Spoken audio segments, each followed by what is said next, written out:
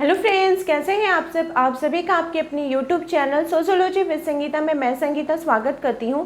और इस चैनल के माध्यम से हम लोग सोशियोलॉजी के कम्पिटिटिव एग्ज़ाम के प्रिपरेशन करते हैं, जिसके अंतर्गत आप लोगों को आज से यूट्यूब पर डेली 3 क्लासेस मिलेंगी। मॉर्निंग के 8 बजे के क्लास में हम लोग कवर कर रहे हैं झारखंड माध्यमिक आचार्य के सोशियोलॉजी के सिलेबस को, और रात के 8 बजे कवर कर रहे बीपीएससी टीआरडी 4.0 के सिलेबस को। और साथ ही साथ आज से आप लोगों का एक नया क्लास स्टार्ट होने वाला है, जो कि दोपहर के 1 बजे होगा। झारखंड एलिजिबिलिटी टेस्ट, जिसे कि जेट के नाम से जाना जाता है, ये झारखंड के अंतर्गत आपको 17 साल के बाद ये एलिजिबिलिटी टेस्ट लिया जा रहा है। इसमें जब आप क्वालिफाई कर जाइएगा तो आने वाले समय में झारखंड असिस्टेंट प्रोफेसर का जो वैकेंसी होगा उसके लिए आप क्वालिफाई माने जाएंगे, और उसका जो फॉर्म आएगा तो आप फॉर्म फिलअप कर सकते हैं। फिर अगर आपको पीएचडी में एडमिशन लेना है झारखंड के अंतर्गत, तो उसके लिए आप जो बेसिक क्राइटेरिया मांगा जाता है वो आप पीएचडी में एडमिशन ले सकते हैं। तो वैसे स्टूडेंट जो झारखंड एलिजिबिलिटी टेस्ट की तैयारी कर रहे हैं, झारखंड माध्यमिक आचार्य की तैयारी कर रहे हैं, या फिर बीपीएससी टीआरडी 4.0 की तैयारी कर रहे हैं, वो इस चैनल के माध्यम से जुड़ सकते हैं। आपको आपके सिलेबस के अकॉर्डिंग कंप्लीट नोट्स प्रोवाइड किए जाएंगे। और अगर आपको पेड ग्रुप में ज्वाइन होने के लिए क्या करना होगा, तो आप इस नंबर पे 7870421839 इस पे आप कॉल करके या फिर व्हाट्सएप मैसेज करके आप पेड ग्रुप में ज्वाइन हो सकते हैं, ताकि मैं सारा प्रोसेस आप लोगों को वहाँ पे बता सकूँ। आज की क्लास की बात की जाए, जो कि है झारखंड माध्यमिक आचार्य के अंतर्गत हम लोग यूनिट 13 को कवर करेंगे। इसमें यूनिट 13 उत्तर संरचनावाद के अंतर्गत आपको 2 थिंकर पढ़ने के लिए दिया गया है, एक मिशेल फूको है और एक जैक्स डेरिडा है। आज हम लोग मिशेल फूको के थ्योरी को देखेंगे, पूरा इनका थ्योरी प्लस एमसीक्यू। आप लोगों को क्या मिलने वाला है आज के क्लास में, थ्योरी और उससे रिलेटेड एमसीक्यू, किस प्रकार के क्वेश्चन पूछे जाएंगे, ठीक है, उसको हम लोग देखेंगे। और इससे रिलेटेड जो टेस्ट है वो आपको आज जो भी पेड ग्रुप के स्टूडेंट हैं जो ज्वाइन किए हैं, उनको टेलीग्राम पे रात के 9 बजे इससे रिलेटेड टेस्ट आपको देखने को मिल जाएगा। तो इससे क्या होगा कि यूट्यूब पे आप लोग थ्योरी देख लिए, एमसीक्यू देख लिए, फिर टेलीग्राम पे ज्वाइन होने के बाद आप लोग क्या कीजिएगा कि वहाँ पे आप लोगों को जितना भी क्वेश्चन का प्रैक्टिस करवाया जाए, 20, 50, 100 जितना भी उस टॉपिक से रिलेटेड हो, तो वहाँ पे टेस्ट का प्रैक्टिस कर लिए क्वेश्चन का, तो आपका जो रिवीजन है और कॉन्सेप्ट क्लियर है वो अच्छे प्रकार से हो जाएगा। बात की जाए तो पेड ग्रुप में आपको क्या क्या मिलेगा, आपको आपके एग्ज़ाम के अकॉर्डिंग जो कंप्लीट सिलेबस है वो कंप्लीट हो गया है एकदम। आपका टोटल यूनिट 1 से लेकर यूनिट 67 तक का आपका नोट्स कंप्लीट हो चुका है, जो कि मैं पेड ग्रुप में सेंड कर चुकी हूँ। वैसे स्टूडेंट जो न्यू ज्वाइन होंगे उनको मैं पर्सनली सेंड करूँगी। नोट्स तो आपको मिलेगा ही, प्लस एक्स्ट्रा मटेरियल मिलेगा, क्योंकि आप कहीं का भी कोई भी एग्ज़ाम उठा के देख लीजिए कि आपको पूरा 100% बोलिएगा कि सिलेबस अकॉर्डिंग एग्ज़ाम में आएगा, वैसा नहीं होता है। आपको एक्स्ट्रा मटेरियल पूछे जाएंगे, जिसमें आपको मैं प्रोवाइड करूंगी प्रीवियस ईयर क्वेश्चंस का कीवर्ड प्रोवाइड करूंगी, एनसीईआरटी बुक का कीवर्ड दूंगी, 1 लाइनर दूंगी, 10 प्रैक्टिस सेट दूंगी। उसके बाद आप लोगों को कथन से रिलेटेड क्वेश्चन रहेंगे, सिद्धांत और सिद्धांत कार्ड से रहेंगे, और उस प्रकार से महत्वपूर्ण बुक से रिलेटेड क्वेश्चन रहेंगे। वो सारा चीज़ आपको प्रोवाइड किया जाएगा। प्लस झारखंड माध्यमिक आचार्य का पेपर 1 का जो जीके जीएस का पोर्शन है उसका भी मटेरियल आपको प्रोवाइड किया जाएगा। तो चलिए, ये बातें बताना जरूरी था। अब हम लोग अपने क्लास की तरफ आगे बढ़ते हैं। हमारा आज का टॉपिक है उत्तर संरचनावाद, ठीक है, जिसको कि बोला जाता है पोस्ट स्ट्रक्चरलिज्म। क्या बोला जाता है? Post structuralism. तो देखिए, जो संरचनावादी होते हैं, ठीक है, वो क्या मानते हैं, पहले हम लोग उसको समझ लेते हैं। तो जो संरचनावादी होते हैं उनका मानना है कि जो यह भाषा है, ठीक है, ये भाषा, ये हमारी जो प्रणाली है वो उसको महत्वपूर्ण मानते हैं, और किसी भी विषय वस्तु को समझने के लिए वो माध्यम हो सकता है जो स्वयं को परिभाषित करता है, ठीक है। और जो उत्तर संरचनावादी होते हैं वो लेखन के माध्यम से विषय को विमर्श करते हैं, विचार विमर्श करते हैं, विमर्श पर वो जोर देते लेते हैं और उनके तथ्यों को समझने का प्रयत्न करते हैं। सब सोचते हैं कि सबका अलग अलग दृष्टिकोण हो सकता है। आप इसको ऐसे समझ सकते हैं कि जो संरचनावादी विचारक होते हैं उनका मानना होता है कि समाज के अंतर्गत जो कुछ भी हो रहा है, जो भी घटनाएं होती हैं, वो अपना कुछ ना कुछ जो फिक्स कारण रहता है, पहले से कारण रहता है, उसी के अनुरूप होती है। ठीक है, एक कुछ ना कुछ जुड़ा हुआ है पहले से। ठीक है, वो प्राचीन से जुड़ा हुआ है। जैसे कि अगर आप कोई भी स्टोरी को ही ले लीजिए, कि सिंड्रेला का स्टोरी ले लिए, कोई भी कहानी ले लीजिए, तो उसमें हीरो हीरोइन रहता है और उसके बाद विलन रहता है, पहले मिलना बिछड़ना फिर मिलना, इस प्रकार से हैप्पी एंडिंग होता है। तो वो संरचनावादी मानते हैं। लेकिन जो उत्तर संरचनावादी मानते हैं वो बोलते हैं कि नहीं, सबका अपना अपना महत्व है। ठीक है, अगर मान लीजिए किसी जगह पे कोई म्यूजिक बज रहा है तो किसी के लिए वो अलग मीनिंग रखता होगा, किसी के लिए वो अलग मीनिंग रखता है, वो प्रीवियस से जुड़ा हुआ नहीं है। ये किनका मानना था? उत्तर संरचनावादी था। तो आज का जो हमारा क्लास है, जिसके अंतर्गत जिस थिंकर को हम लोगों को पढ़ना है यूनिट 13 में, वो है मिशेल फूको को। किनको पढ़ना है? मिशेल फूको को। तो चलिए स्टार्ट करते हैं आज का क्लास। मिशेल फूको का जन्म कब हुआ था? इनके जन्म को देख लेते हैं। इनका देखिए, इन्हीं की भी थ्योरी को जानने से पहले इनका जन्म, इन्होंने कौन कौन से थ्योरी लिखे, कौन कौन से बुक्स की रचना की, ये सभी चीज़ें जानना जरूरी हो जाता है। इससे क्या होता है कि आपको एक बेसिक नॉलेज हो जाता है कि इनका बैकग्राउंड क्या था और किस हिसाब से इन्होंने अपनी थ्योरी को लिखी। तो इनका जन्म हुआ था 15 अक्टूबर 1926 को। कहाँ पे हुआ था? तो फ्रांस में हुआ था। ठीक है, कहाँ पे इनका जन्म हुआ था? फ्रांस में। फ्रांसीसी दार्शनिक विचारक थे और इनकी मृत्यु जो है वो 25 जून 1984 को इनकी मृत्यु होती है। ठीक है, फ्रांसीसी ये विचारक थे। फ्रांसीसी विचारक होने के कारण इनके सिद्धांतों के ऊपर अगस्त कॉम्ट, इमाइल दुर्खिम, इन सभी के प्रभावों का, इन सभी के जो विचार थे, इन सभी के जो सिद्धांत का बहुत हद तक इनको प्रभाव देखने को हम लोग को मिलता है इनकी थ्योरी में। ठीक है, अब इनका हम लोग तो जान लिए कि इनका जन्म क्या है और इनकी थ्योरी क्या है। तो देखिए, ऐसे तो एग्जाम में इनके फादर मदर इनसे रिलेटेड क्वेश्चन पूछा नहीं जाता है, लेकिन इनके जो फादर थे, इनके जो ग्रैंडफादर थे, वो डॉक्टर थे। ठीक है, चिकित्सा के क्षेत्र में थे। इसलिए इसी प्रभाव के कारण इनका जितना भी सिद्धांत है उसमें आपको चिकित्सा से रिलेटेड, पागल खाना, इस टाइप की चीज़ें जो है वो अधिक देखने को मिलेंगी। ठीक है, तो एक कहानी के जैसा आप इसको याद कर लीजिए कि ओ इसका ऐसा कारण था। अब इनकी थ्योरीज की बात की जाए तो इन्होंने कौन कौन सी अपनी थ्योरीज दी थी उसको हम लोग देख लेते हैं।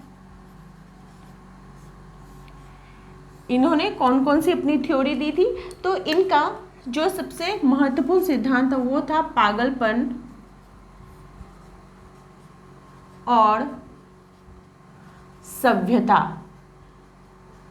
क्या था? पागलपन और सभ्यता। क्योंकि इनके पिताजी और दादाजी जो थे वो चिकित्सा क्षेत्र से जुड़े हुए थे, तो जिसके कारण इनकी थ्योरी के ऊपर भी हम लोगों को चिकित्सा क्षेत्र, पागलपन, इस टाइप की चीज़ें देखने को मिलती हैं। तो पागलपन और सभ्यता इनकी बहुत ही महत्वपूर्ण थ्योरी है जो कि 1959 में आई थी। साथ ही साथ ये इनके पीएचडी का भी, शोध का भी विषय था। क्या? पागलपन और सभ्यता, मैडनेस एंड सिविलाइजेशन। ठीक है, ये इनका शोध का विषय था। तो ये हो गया। उन्होंने फिर जो नेक्स्ट इनकी थ्योरी है वो है आर्कियोलॉजी ऑफ नॉलेज। क्या है? Archaeology of knowledge. Archaeology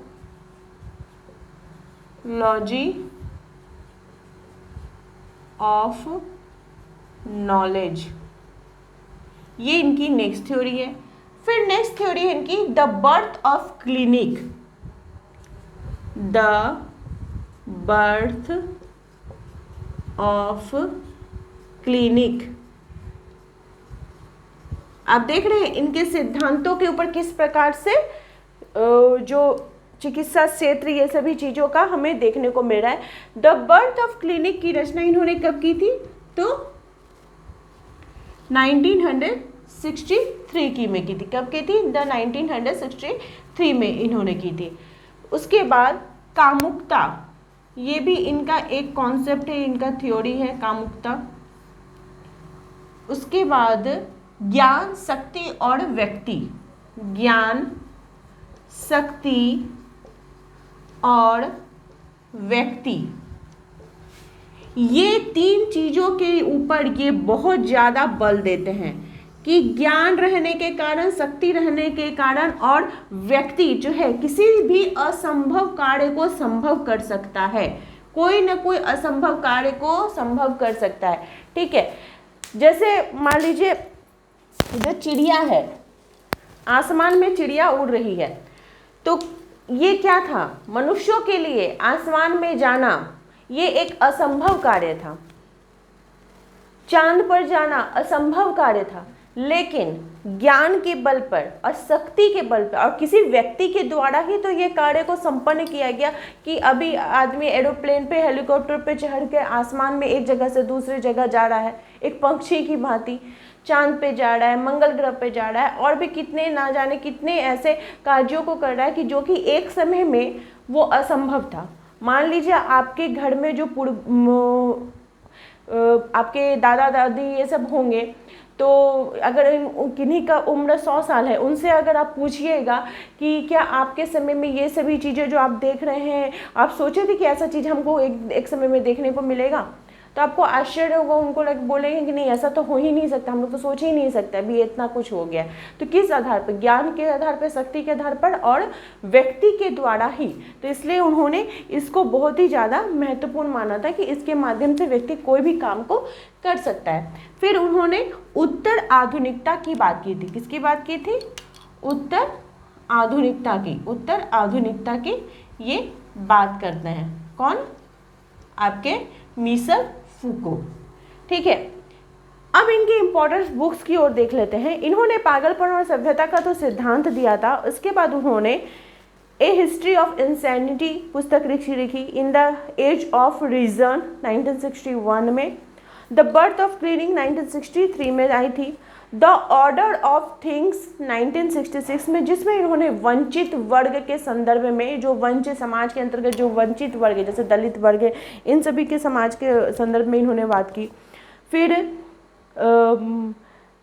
the archaeology of knowledge 1969 में आया।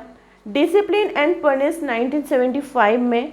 द हिस्ट्री ऑफ सेक्सुअलिटी, कामुकता के संदर्भ में उन्होंने बात की थी 1976 और 84 में। इसका उन्होंने 3 वॉल्यूम में इस पुस्तक की रचना की थी। The use of pleasure 1984, the care of self 1984, mental illness and psychology 1954 के अंतर्गत। अब एक एक करके हम लोग इनकी थ्योरीज को देखते हुए चलते हैं कि इनका थ्योरी क्या बोला जा रहा है। तो देखिए, इन्होंने archaeology of knowledge, archaeology of knowledge इस सिद्धांत के बारे में जो बात की हम लोग उसको देखते हैं। उसके बाद सब सारे सिद्धांतों को हम लोग देखेंगे। तो देखिए, आर्कियोलॉजी ऑफ नॉलेज यानी पुरातत्व का ज्ञान। आर्कियोलॉजी मतलब क्या होता है? पुरातत्व। ठीक है, और नॉलेज मतलब तो ज्ञान होता है, तो पुरातत्व का ज्ञान। तो मिशेल फूको का मानना था कि ज्ञान की जो प्रकृति होती है वो स्रोत के माध्यम से, उद्गम आदि के माध्यम से हम लोग पुरातत्व को खोज सकते हैं।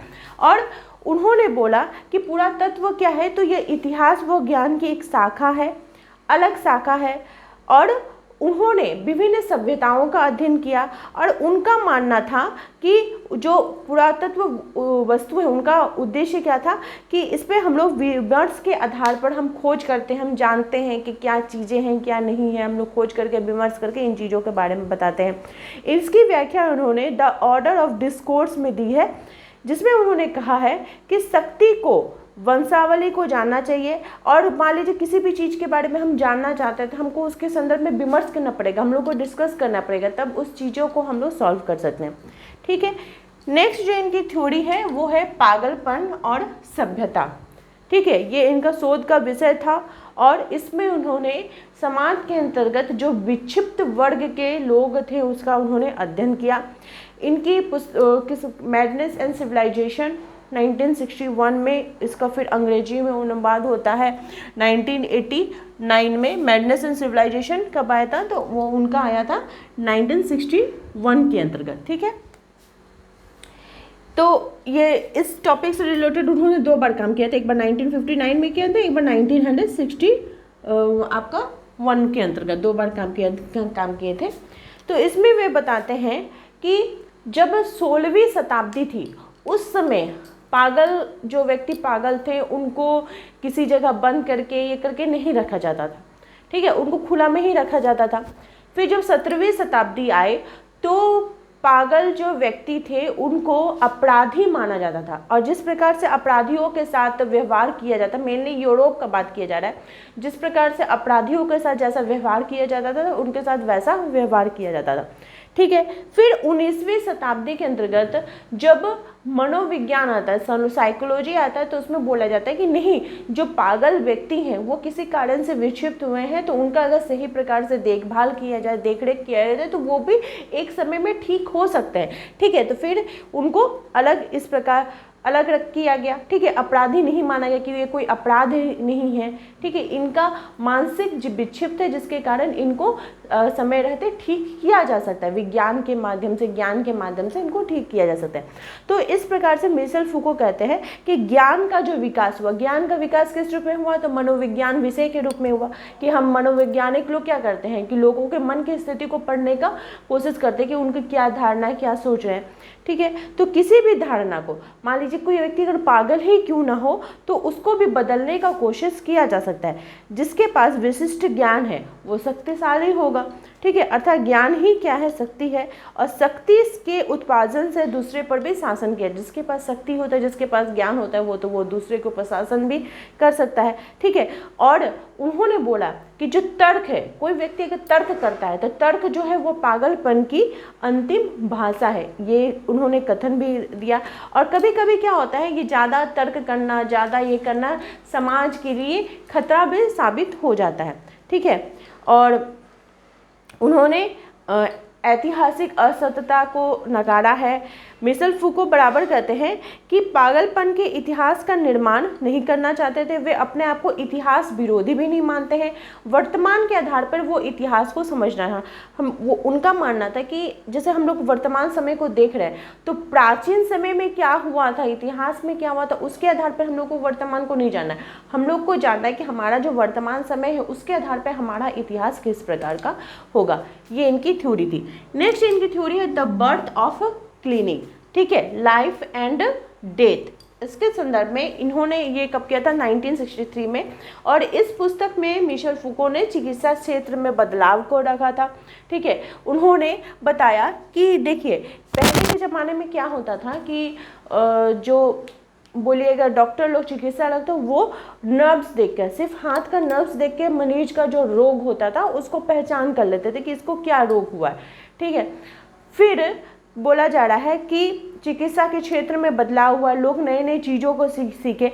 तो सीखने के बाद अब बोला गया कि नहीं, मनुष्य का शरीर का पूरा जांच किया जाएगा।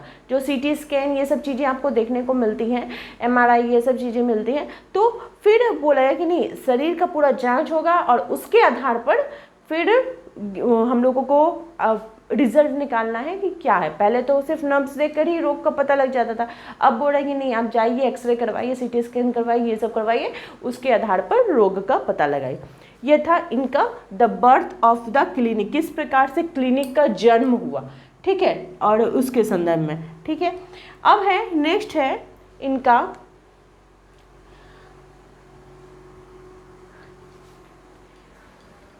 अपराध शास्त्र, ठीक है।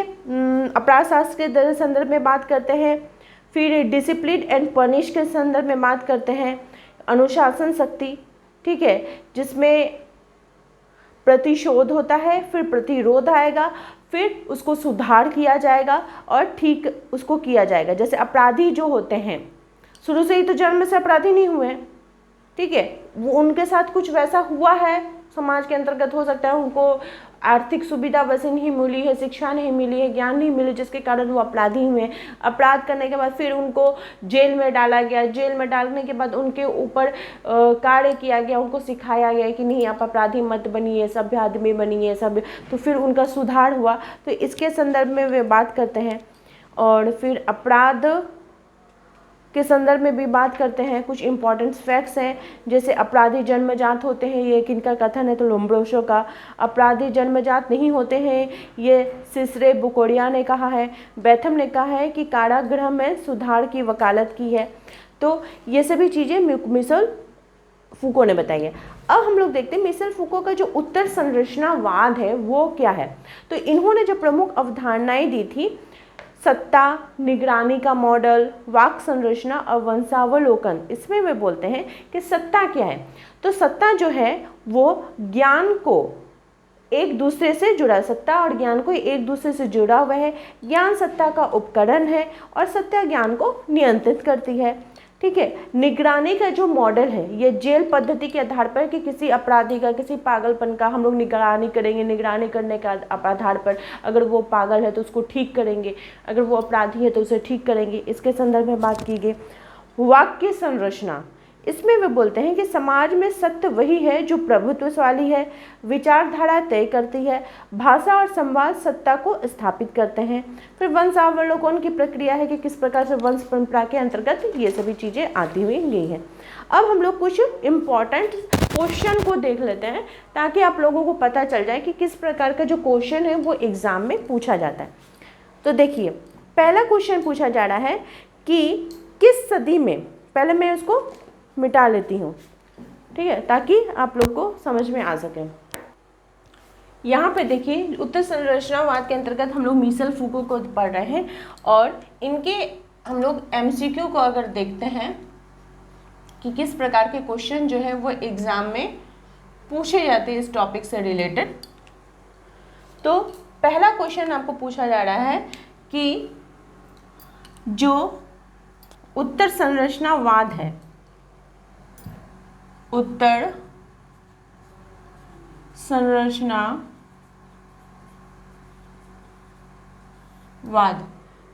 किस पर बल देता है,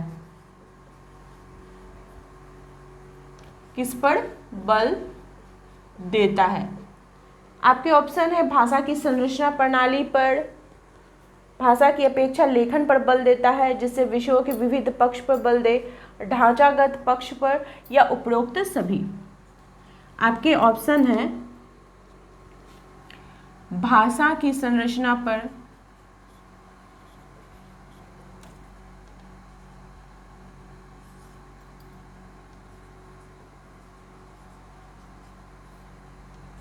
बी नंबर में है भाषा की अपेक्षा लेखन पर बल,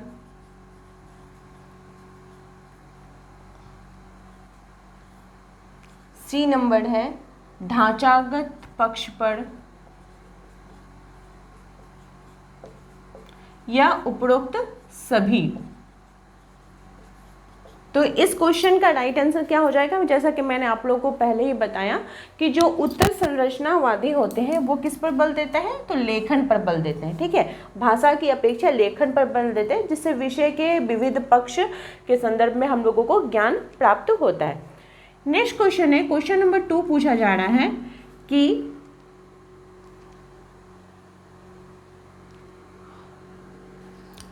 कौन से सदी में उत्तर संरचनावाद को विश्व परिप्रेक्ष्य में समझा जाने लगा। कौन सी सदी में उत्तर संरचनावाद को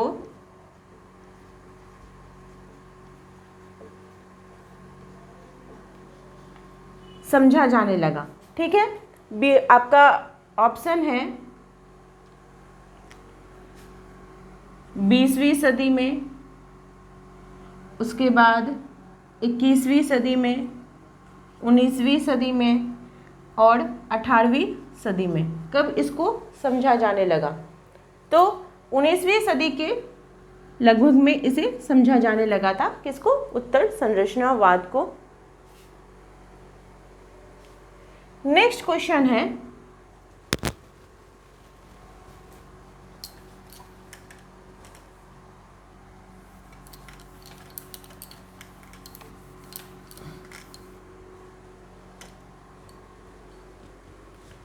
कि क्वेश्चन नंबर 3 है कि उत्तर संरचनावाद की अवधारणा का उदय, की अवधारणा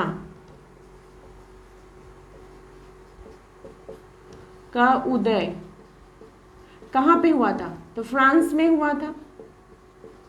कहाँ पे हुआ था? तो फ्रांस में हुआ था। आपको ऑप्शन दिया हुआ रहेगा, अमेरिका में, जापान में, फ्रांस में। तो कहाँ पे हुआ था? फ्रांस और जर्मनी, दोनों जगह पे, फ्रांस और जर्मनी के लगभग में इसका उदय आपको देखने को हुआ था।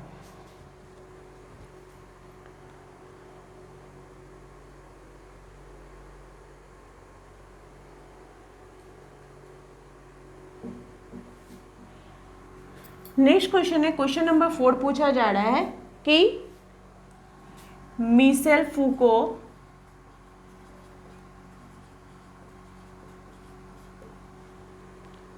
की उत्तर संरचनावाद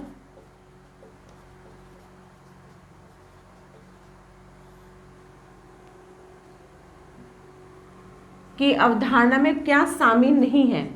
ठीक है, तो आपका ऑप्शन है, 4 ऑप्शन दिया रहेगा, सत्ता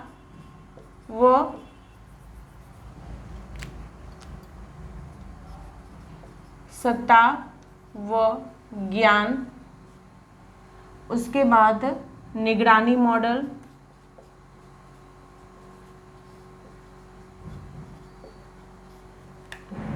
वाक् संरचना, उसके बाद सिंहावलोकन।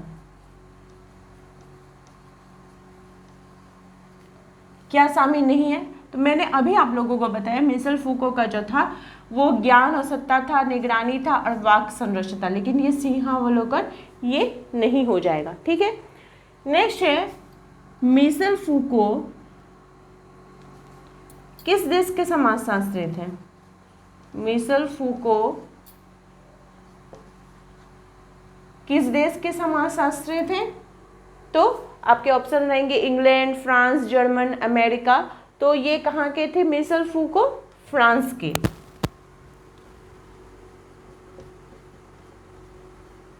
कहाँ के थे? फ्रांस के थे। नेक्स्ट क्वेश्चन है,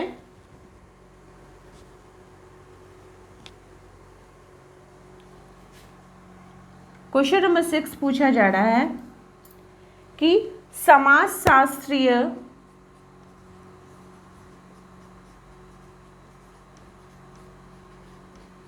दृष्टिकोण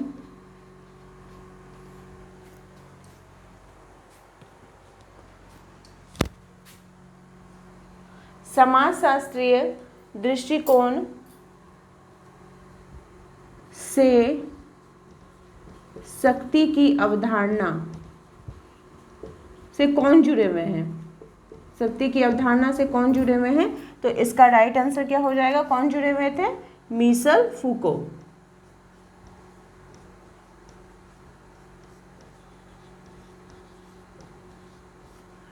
कौन जुड़े हुए थे? मिशेल फूको जुड़े हुए थे। नेक्स्ट है, मिशेल फूको का जो शक्ति का अवधारणा था, मिशेल फूको का शक्ति का अवधारणा वो किससे प्रभावित थे? किससे प्रभावित थे? मिशेल फूको की जो शक्ति की अवधारणा थी वो किस दार्शनिक से वो प्रभावित थे? आपके ऑप्शन रहेंगे हीगल, नीत्शे, कार्ल मार्क्स और वेबर। तो इसका राइट आंसर क्या हो जाएगा? शक्ति की अवधारणा वो किससे प्रभावित थे? नीत्शे से। किससे? नीत्शे से वो प्रभावित थे। ठीक है, नेक्स्ट क्वेश्चन है, मिशेल फूको का जो शक्ति का अवधारणा था वो शक्ति को किस रूप में मानते थे? शक्ति को किस रूप में माने? शक्ति को किस रूप में मानते थे? मिशेल फूको का जो शक्ति का अवधारणा था, एक संस्था के रूप में, व्याख्या के रूप में, प्रक्रिया के रूप में। किसको मानते थे? शक्ति को किस रूप में मानते? संस्था के रूप में, व्याख्या के रूप में या फिर प्रक्रिया के रूप में। तो मिशेल फूको जो थे वो शक्ति को एक संस्था के रूप में मानते थे। किस रूप में मानते थे? संस्था के रूप में। और संस्था के कितने पक्षों के बारे में वो बात किए थे? 3, 4, 2, 5, कितना पक्षों के बारे में बात किए थे? ठीक है, शक्ति के कितने पक्षों के बारे में मिशेल फूको बात करते हैं कि शक्ति का कितना पक्ष होता है।